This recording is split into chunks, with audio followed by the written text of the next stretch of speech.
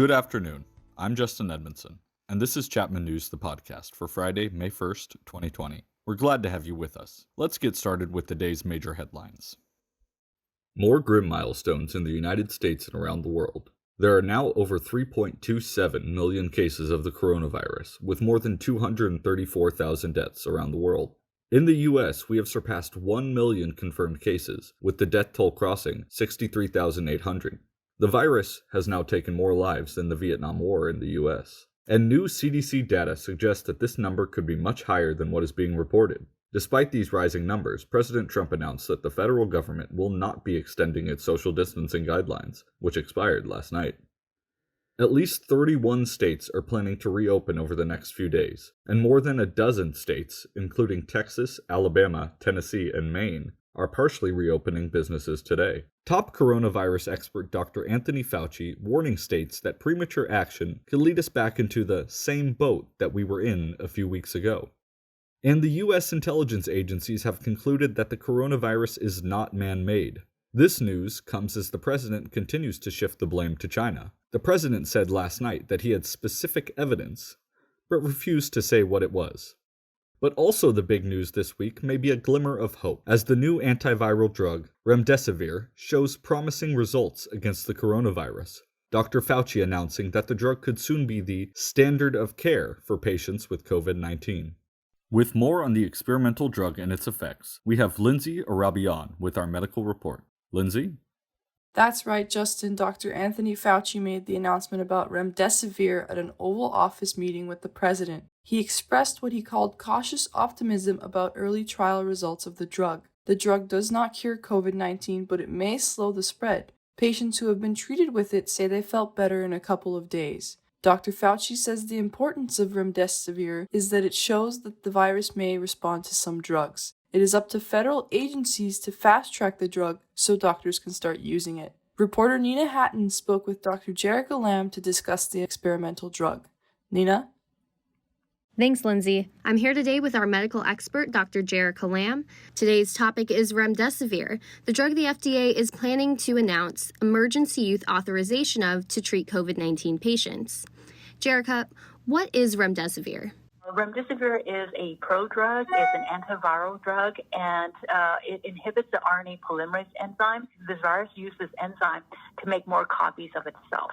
So we can imagine that remdesivir blocks this enzyme from working, so therefore future copies of the virus will not be produced. So we are hopeful right now that this drug can be combined with other agents to fight against the COVID-19 infection. Now, we've heard the term emergency use authorization being thrown around a lot. What does that mean?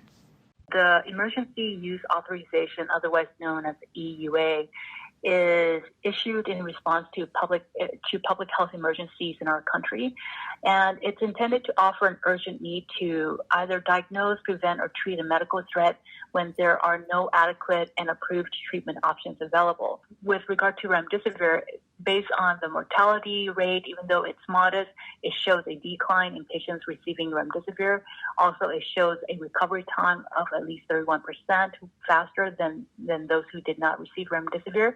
So these are two significant parameters that help the FDA to realize there is promise to this drug. And so moving forward with any clinical trial that involves the use of therapeutics against COVID-19, remdesivir will be the standard of care.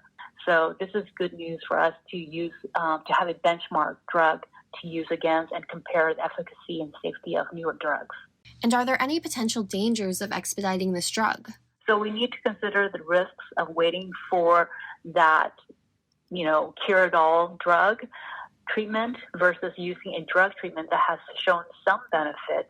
Even if the benefit is modest, it is hopeful in reducing, again, the length of hospital stay and death, because we understand that the longer patients do stay in the ICU setting, the higher the likelihood of death will occur. And so the faster recovery time that patients do have with this remdesivir drug or any new drug, and the faster time that they're discharged from the hospital, that's a better chance for their survival. Thank you very much. We appreciate you answering all of our questions here today, and we'll talk to you next week. Great. Thank you so much. Take care. For Chapman News, this is Nina Hatton.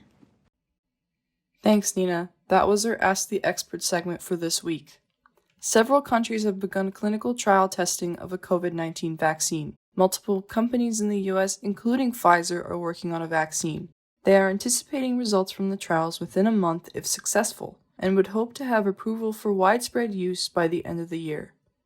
Today also marks the start of Mental Health Awareness Month. While this is an important topic year-round, it is crucial during times of worldwide hardship. A study of 2,700 adults found that 67% of people reported higher levels of stress, 57% say they have greater anxiety, and 42% say their overall mental health has declined since the start of the pandemic. Experts unfortunately predict that there will be a spike in suicide rate across the country due to COVID-19. Just this week, we lost Lorna Breen, a Manhattan ER doctor who took her own life. I spoke to Rubina Harutunyan, a licensed marriage and family therapist, about what people can do during these times to maintain their mental health. What are some techniques and tools that we can use to help our mental health at this time? So some things that I've been recommending for people to do is simple things as going on a walk, even for like 10 minutes, let's say, in your neighborhood. Read. If someone likes to read, you can read a book, you can journal, do some coloring, cooking, or baking, things that you haven't had a chance to do. What effect do you think this pandemic will have on our overall state of mental health, both short and long term? I think the short term is right now, people are trying to figure out things like what's their daily routine, their daily schedule. So things like, it's so important to wake up in the morning, wash up, brush your teeth, take a shower, change out of PJs, so that having a routine will help.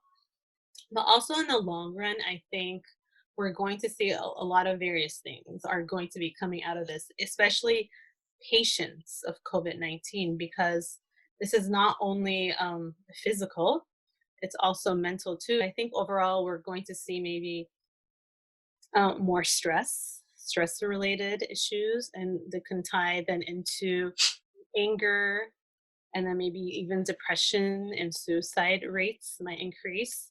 So it's really important that people find, a sense of community. If there are people that they can go to, like really close friends, family, they make their own community, their own secure base during this time would be really, really important to do. That is your medical report for this week. This is Lindsay Arabian from Whittier, California for Chapman News. A lot happening on the political front this week. We're joined by Jackie Gold and Michael Koravit. Jackie? Amid the pandemic, President Trump is still unclear on the number of tests done per day. On Tuesday, the president was confident that the U.S. would be conducting 5 million tests per day. Are you saying you're confident you can surpass 5 million tests per day? Is that? Oh, well, we're going to be there very soon. The next day, however, the president claimed he did not say that. Somebody started throwing around 5 million. I didn't say 5 million. Somebody said 5 million. I think it might have been the Harvard report. There was a report from Harvard, and they said 5 million. Well, we will be there, but I didn't say it. I didn't say it, but somebody came out with a report saying 5 million. It sounds like a lot. Currently, the U.S. is averaging about 200,000 tests per day, a far cry from 5 million.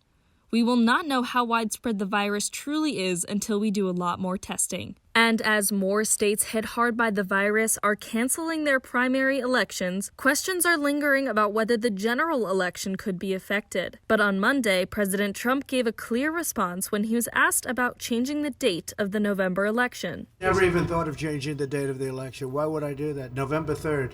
It's a good number. What is changing is the daily medical briefings, which can go on for hours. After Trump suggested detergent injections last week, he received so much blowback he canceled those meetings. Despite an initial bump at the start of last month, Trump's approval rating has fallen 10 points. Last month, 49% of Americans approved of the president's effort towards the outbreak. However, according to an Emerson College poll, that approval has now dropped down to 39%. Joe Biden still maintains the same 6-point lead nationally that he held last month. CNN reports that when the president heard those poll numbers, he began to yell at his campaign chairman, going as far as threatening to sue. Since these reports, the president and his chairman have both denied the claims. And just this morning, Joe Biden responded publicly for the first time to allegations of sexual assault from his former Senate aide, Tara Reade. No, it is not true. I'm saying unequivocally, it never happened. Reade accused Biden of touching her inappropriately in 1993 and stated that she told multiple people, including close friends and her brother, about the incident when it occurred. But many high-profile Democrats are coming to Biden's defense, this including Nancy Pelosi and former campaign rivals Amy Klobuchar and Kamala Harris. However, Vice President Pence is at the center of his own controversy. When he went out this past week to visit the Mayo Clinic, he did not wear a mask. In fact, he was the only one not wearing a mask. With regard to wearing a mask, I'm tested on a regular basis. And when the CDC issued mask guidelines, it was to make sure that people that have contracted the coronavirus and may not have symptoms wouldn't unintentionally convey it to others. And so the fact that I'm tested regularly and people around me are all tested regularly, I knew that was not a risk for me. While Vice President Pence may not have been at risk, it still may have been a risk for others. Yesterday, his wife, Karen Pence, claimed that he did not find out about the mask guidelines at the Mayo Clinic until after his visit. This is despite widespread federal guidelines which mandate mask wearing. In terms of federal guidelines for social distancing, President Trump said that he will not be extending the policy throughout the nation, instead leaving it up to the states to further guidelines. This is adding to the mounting debate between states and the federal government of responsibility for the coronavirus response. This is Jackie Gold from Albany, New York. Now on to Michael Karabit. Thanks, Jackie. With all that newfound power at the state levels, governors are making decisions all their own. As some states continue to reopen against the advice of health experts, others are starting to issue their plans to return to a new normal. California Governor Gavin Newsom is now sharing his plan to reopen the state in phases. If we pull back too quickly and we walk away from our incredible commitment to not only bend this curve, but to stop the spread and suppress the spread of this virus, it could start a second wave that could be even more damaging than the first and undo all of the good work and progress that you've made. But that warning didn't stop parts of California from reopening, as crowds flooded the beaches in Orange and Ventura counties. As of today, Newsom has ordered the beaches closed in Orange County, and he may soon close all beaches and state parks as well. Newsom says people's actions at this time will define the state's recovery. Those images are an example of what not to see, people what not to do, if we're going to make the meaningful progress that we've made in the last few weeks extend into the next number of weeks. Other states are having similar debates about social distancing and best practices. New York City Mayor Bill de Blasio is being criticized after ordering the shutdown of an Orthodox Jewish funeral in Brooklyn on Tuesday, which attracted thousands of followers packed together. I have a long, deep relationship with the Orthodox Jewish community. This was by far the largest gathering in any community of New York City of any kind that I had heard of or seen directly or on video since the beginning of this crisis, and it's just not allowable. Critics argue that de Blasio's actions singled out the Jewish community at a time when fears of prejudice are especially high. States also continue to debate whether to extend their initial reopening deadlines. While Arizona Governor Doug Ducey is extending the state's stay-at-home order until May 15th, Georgia Governor Brian Kemp is expected to lift the statewide stay-at-home order today. And after meeting with President Trump earlier this week, Florida Governor Ron DeSantis announced the state will open restaurants and retail stores again on May 4th. From Long Beach, California, I'm Michael Karabit. Thanks, Michael. As states across the country begin to reopen, we have our Rudy Juarez Pinedo on the latest developments in California. Rudy? As we said, the path of reopening California has become clear after Governor Newsom unveiled his 4-phase plan. Now, each phase is a step that slowly lifts the shelter-in-place restrictions. Currently, we're in Phase 1, a stay-at-home order that limits all but essential businesses. Phase 2 could start as soon as a couple of weeks. We will see some lower-risk businesses, such as manufacturing and retail, reopen, but with social distancing guidelines. Some parks and trails will also loosen restrictions. Phase 2 could even include daycare and schools starting as early as July. Phase 3 will allow higher-risk workplaces to reopen, such as hair and nail salons, gym, movie theaters, and religious services. But don't get too excited just yet. Officials predict this to be months away.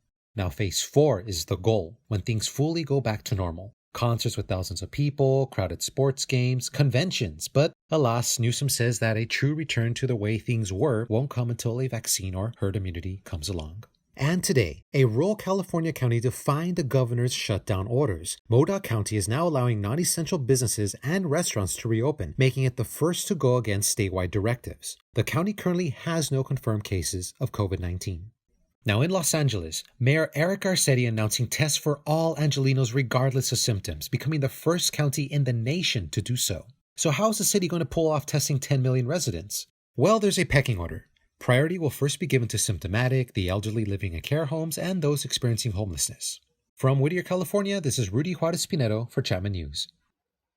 Thanks, Rudy. As the semester draws to a close, Chapman faculty and students continue to work harder than ever amidst the outbreak. We have Gianna Gravelisi to give us the latest campus updates. Gianna? Thanks, Justin. The university remains closed, but Chapman officials intend to resume regular in-person instruction in the fall as they are working on plans to implement new social distancing rules on campus. This plan is not definite and will depend on government orders. Meanwhile, dozens of people gather in protest in the Orange Circle.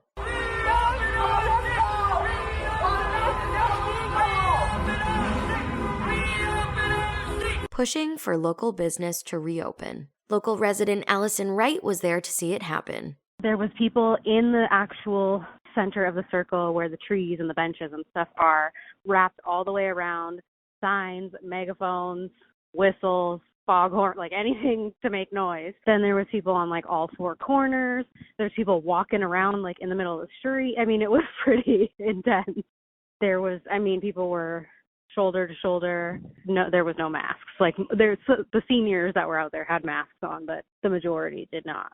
There was a girl on the megaphone talking about, going back to work, like that we should all be able to go back to work so we're not all on unemployment.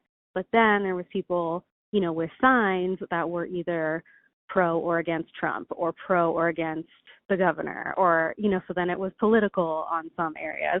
There was, I saw some family with a mom and I want to say like 3 or 4 kids, and they all had signs that said like reopen schools. So I think like there was just everybody has a different take on what, is affecting them the most.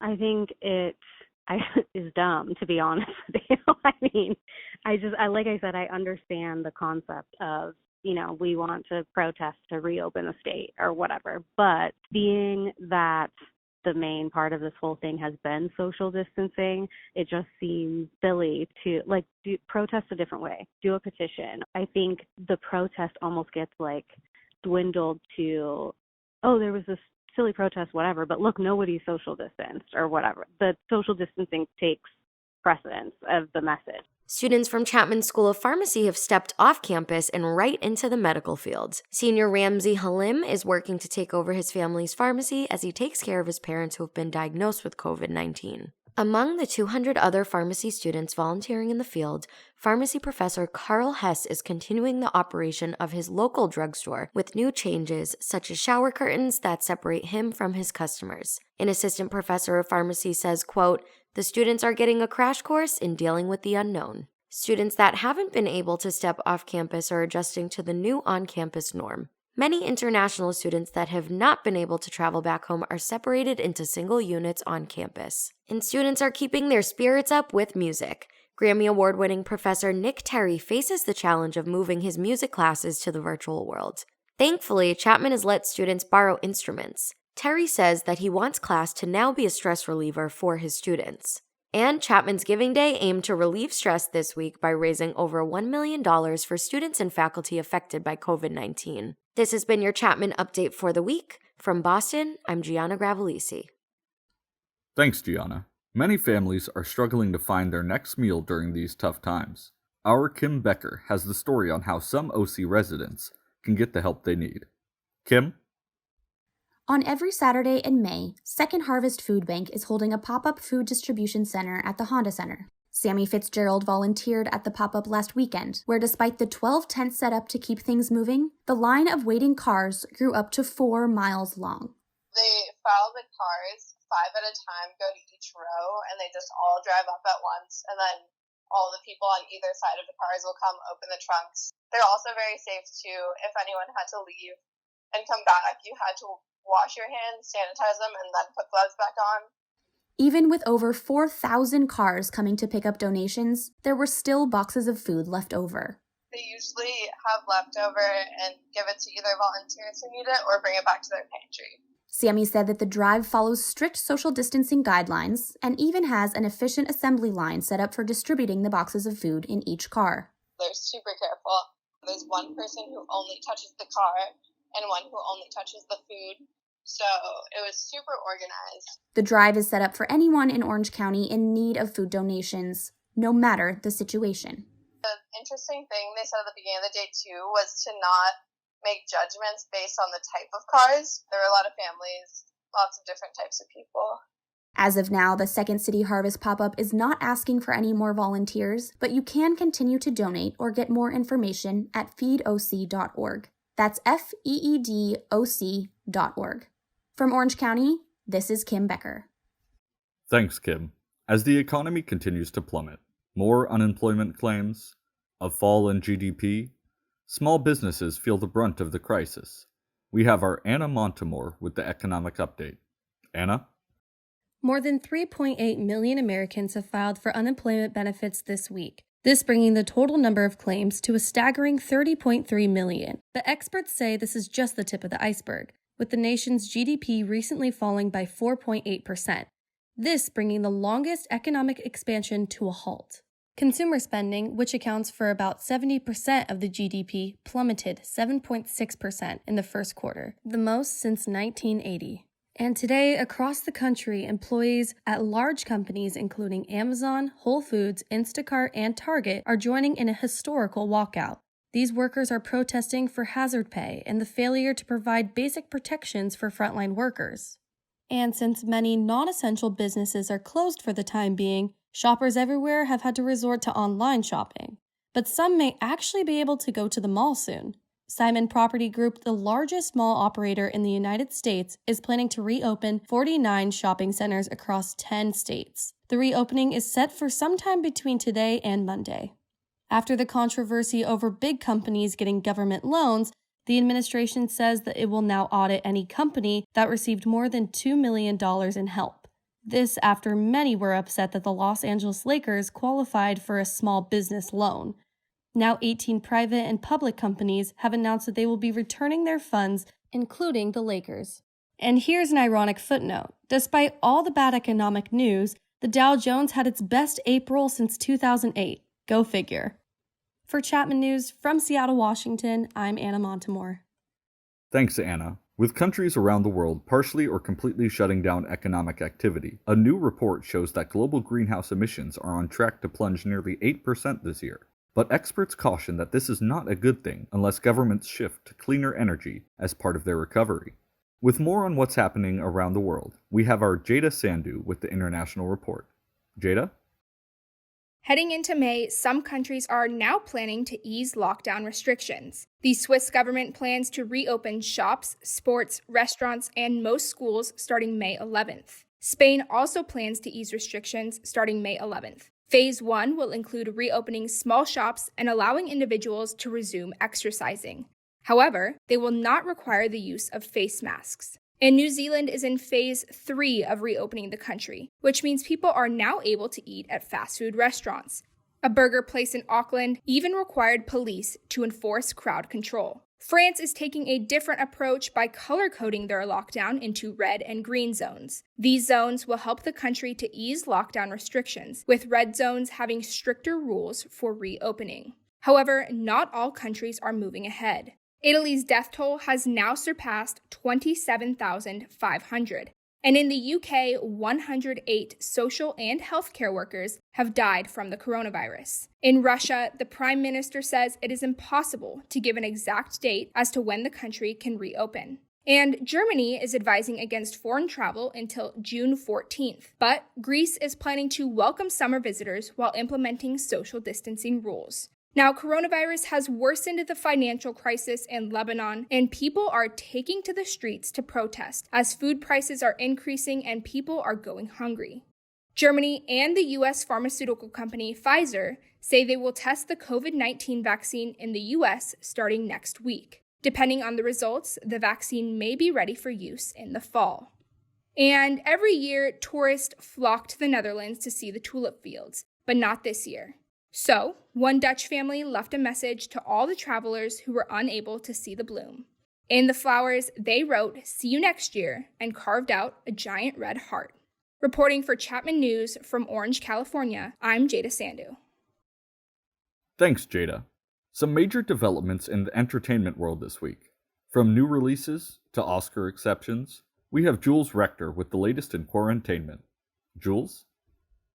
Hey everyone, happy May, and of course with each new month comes fresh new content to our favorite streaming sites. And thank God, because I'm really running out of shows to binge on Netflix. If you're a huge Ryan Murphy fan, like me, you'll be excited to hear that his latest TV show, Hollywood, finally came out on Netflix today. The star-studded cast includes Jim Parsons, Patti LuPone, Darren Criss, Queen Latifah, and so many more Hollywood knockouts. I guess we better get used to streaming though, because it looks like we won't be going to the movie theaters anytime soon, with cinemas being one of the last businesses to open. Which is probably why the Oscars are changing up the rules a bit. Making a one-time exception, the Oscars are allowing streaming and on-demand movies to compete for Best Picture in next year's awards.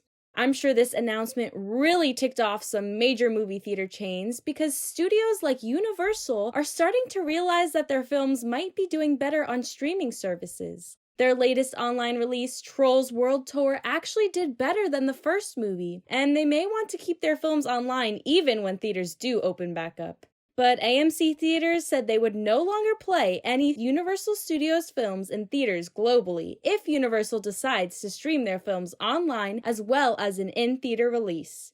AMC has a good point because some of us haven't worn real pants in months, and we don't want to have to put on jeans just to see a movie that we can stream from our living rooms. Some of us have become a little too comfortable in quarantine, like Good Morning America reporter Will Reeve, who went live on Tuesday without his pants. I know what you're thinking, and don't worry, he had underwear on, which he swears are workout shorts, but regardless, I think he definitely learned his lesson after this one. Well, good thing we're a podcast, because unlike Will Reeve, I can keep my comfy clothes on while talking to all of you.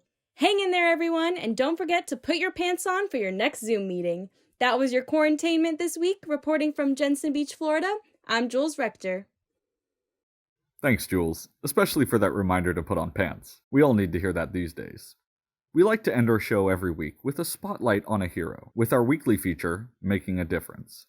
We have our Flo singer with some stories of hope and celebration. Flo? This week's hero is 6-year-old Callahan McLaughlin from Saanich, British Columbia. Callahan was looking forward to running a lemonade stand this summer, but because of the virus and social distancing, he decided to set up a drive-by joke stand instead. Callahan spends every morning setting up shop and waiting for people to either walk or drive by to spread some joy with his one-liners. What's a pirate's favorite letter? What's your corniest joke? What's your worst joke you tell? I don't think I have any bad jokes, but my sister has, awful ones. Oh, what are some of her awful jokes? What does a donut say when he hears something great? What? Donutty awesome. He says that all of his jokes are free of charge because he wants people to save their money for more important things like groceries. Even actor Ryan Reynolds tweeted about the stand, calling the 6-year-old boy a hero. Callahan says that there's a lot of stress in the world, and all he wants to do is put a smile on people's faces. And a couple weeks ago, we did a report on British Captain Moore, who was doing laps around his yard to raise money for the National Health Society. At first, he was hoping to raise $1,000, but at this point in time, he has raised over $34 million. Well, his 100th birthday was April 30th, and not only has he completed his goal of 100 laps, but he has received over 125,000 birthday cards from loving fans across the world. The post office where he lives was completely overwhelmed with the cards, and members of his family took the liberty of opening each one and spreading them out in a school's great hall for all to see. 125,000 cards may have been enough for more, but there were others who found other ways to thank him. The Royal Air Force gave him a flyby to celebrate his efforts, while the WWE even made a custom World Championship belt for him. Moore has also received the Pride of Britain Award for his efforts. All in all, a great celebration of life and selflessness. Happy birthday, Captain Moore. Reporting from my home in Las Vegas, Nevada, I'm Flo Singer. Thanks, Flo. Once again, whether you're 6 years old or 100, people are finding ways to make a difference. I think we should all take a page out of Callahan's joke book, who said, "There's a lot of stress in the world, and I kind of want to get some smiles on people's faces." That's it for our Chapman News podcast for today. Make sure to practice social distancing, wash your hands regularly, and most importantly, stay home and keep safe. We'll get through this together. We'll be back next week with another update on this ongoing crisis on Chapman News, the podcast. Until then, be sure to check out our social media at Chapman News on Instagram and Facebook. I'm Justin Edmondson from San Mateo, California, for Chapman News. Stay safe and healthy.